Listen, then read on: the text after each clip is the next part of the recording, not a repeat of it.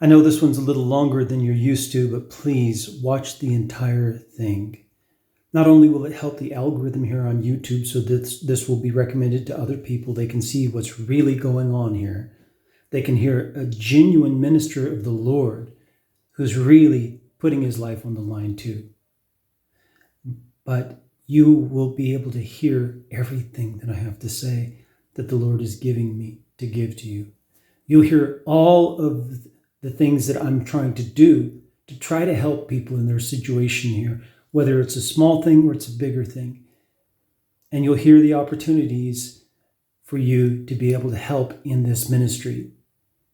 And if you don't want to give money, then still watch the whole video. Just hang in there and watch it. If you feel like you need to run away from this video because you're hearing me asking you to donate money to help the people who are in dire need, who I am asking them to make peace with God, if you're running away from that kind of a video, it demonstrates that you're running away from the work that God wants to do in your heart. I'm just saying, okay? So if you want to just turn the video off because you hear that I'm going to be talking about donations, well, it's not the only thing I'm talking about. That's a side issue. But if that's the thing that you're running from, then you really need to start talking to the Lord and getting your heart straight, especially about money, because money is a stumbling block to you then. If that's what you're running from, it's a stumbling block. It's standing between you and the Lord. It's not with me. You can see that. It's not with me. And I'm calling for you to do the same thing that I've done with the Lord in my heart. Let God be God. Watch the video all the way to the end. Well, I have a prepared lesson that I was going to post, but I'm going to post this instead. We've lost our power again today. That means we only had power for about 3 hours today. And it's below freezing. It's going to get even colder tonight. It was -9 last night. It's going to get colder tonight. So I'm asking if you would consider helping me to buy a couple of generators in Germany or the Czech Republic. This is the idea the Lord put on my heart this morning, was to buy a couple of generators so that the men who do have remote work can come and work even with power outage and still make money to be able to feed their families, pay their bills, and that way we can take care of this kind of thing. I'm going to talk to one of the English schools who has some space and see if we can't set up a generator over there, and they can contribute some space for us to set up the laptops.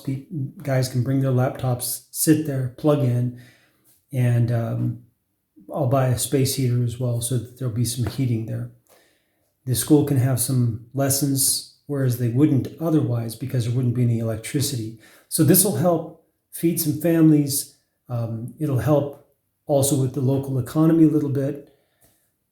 And we'll be able to help some of the people who are in need right now. So think about that, pray about it, and if you can donate to that, go ahead and donate it to the humanitarian effort in the link below. That goes directly to me too. It's just marked as humanitarian. But then send me an email to ron.craig@therootedword.com. So ron.craig@the rooted, word, word.com, and no spaces between those, okay? Just send that off to me. You'll also find it in the About tab on the channel page, the email address. Send an email to me telling me how much of your donation you want to go to the generators. And we're going to try to get, I think 2 generators should be enough, 3.5 kilowatts. And so, yeah, and we'll get a space heater or 2 to go with that so that we can heat the spaces. So if one generator is at one location, it'll have a heater. And if there's another generator at another location, there can be a heater. I've got a spare room here in my apartment. I've got a second room that I use for other purposes, but I can clear that out for people to use. But where to put the generator? I can put it on the balcony, but it's an enclosed balcony.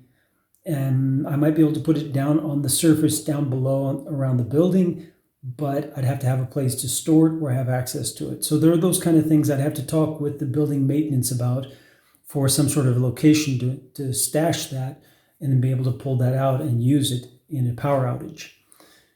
Pray for me as I develop this idea, as I find the source for the generators over in Germany.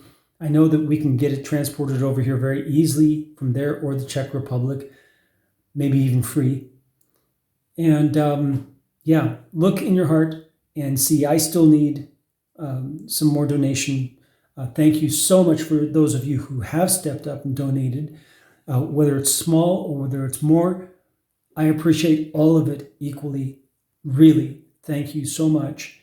I'm in a bit more need, so please think about it. If any of you were thinking about it and hesitating, check with the Lord, see what He's doing in your heart. And if you find that work in your heart to donate, then do it. Don't hesitate, just do it. Go to the description down below. You'll find links for donating to my ministry, to the work that I'm doing. You'll also find a link to donate to the humanitarian aid. As I said before, in both cases, that money comes into me, but it's earmarked by Stripe, which is my processor. It's earmarked for either my ministry or for the humanitarian aid. So I see which one is which. So let me just state the situation here. So they say that 50% of the energy grid is down, is like destroyed. So they're working as hard as they can to clear the rubble out first so they can get access to repair or rebuild the facilities. So 50%, that's huge. That's huge. They say that 40% of the Ukrainians are without electricity right now. And the rest of us are having planned outages and some emergency outages like what just happened. So just having 3 hours today was not enough. And now, because there's no electricity, there's no heat. So that's the other problem. And I worry about these Ukrainian families who may not have any way to have heat. So I'm working on some alternative approaches, like for creating heat sources. I'll show you right here. So for example, right here, I've got, it's a tea light underneath this. It's a stand inside like a can, empty can. And on top of it, turned upside down, on top of it's a tea light. And then I've got this pot on top, and that's balanced by the handles. I don't know if you can see it. The handles are balanced on the edge of a pan. And it's that simple. So I've got a cup on top with some water in it and a saucer turned upside down on top to hold the heat in.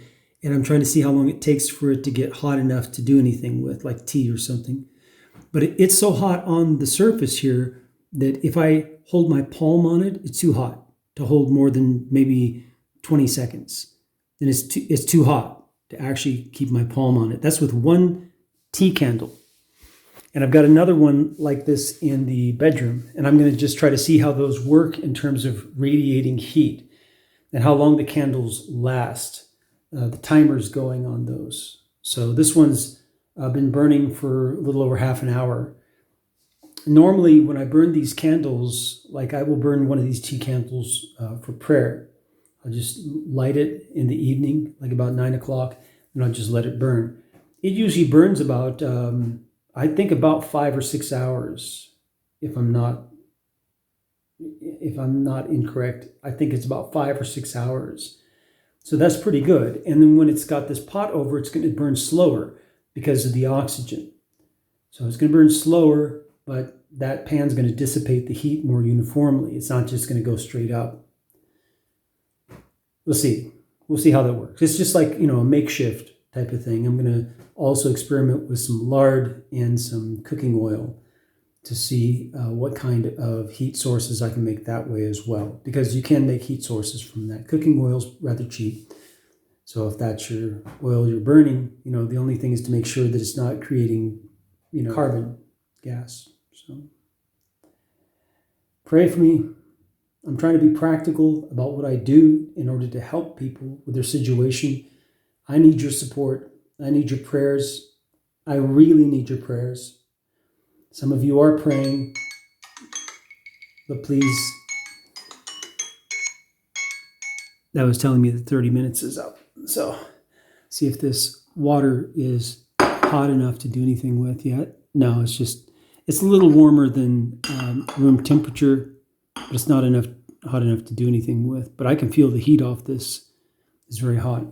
So 30 minutes and that water is not, it's warmer than room temperature. But I need your prayers. And if you can just continue to work with the Lord in your heart and see, as you have the ability, as you have this in your heart, and those two together, then help support the ministry. Now, people will criticize me for asking you to support the ministry with money. Well, they can just close their mouth because there's no greed involved here at all. I'm sacrificing myself in order to be over here. And we're not talking about much money at all. It's just the money to meet my needs. And then for the humanitarian effort, it's just a little bit of money here and there to help some individual Ukrainians. So no one has any room to complain about this. And if I ask directly, what is the problem with that? That's being honest. I'm asking directly. I'm saying, please send some money, please help. And I'm being honest that you are actually participating in the ministry. It has tangible effects. When people know that there are Europeans and Americans who are willingly giving because they love Jesus and they appreciate that they've been forgiven for their sins so they might live and not die. And they're giving out of that to help Ukrainians, knowing that this is the time. This is the place. These people are in need. Whatever you think about the politics, put it aside. I don't even think about the politics day to day. I don't think about Zelensky or Biden or Putin. I think about the situation of these individuals out here who have nothing to do with the politics. They're just people like you and me, trying to live, trying to have a family, trying to have a job, trying to have a place to live. And it's all disrupted by rockets raining down, destroying their apartments, destroying their communities, destroying their universities, destroying their families, killing people. And that's what we're here for. We're here to help them in their dire situation and to point them to peace with God. Make peace with God. And so demonstrate that. Stand with me by prayer and by donations. And I thank God for the hearts of you who have given. I really thank God. May the Lord bless you as you seek Him with all your heart.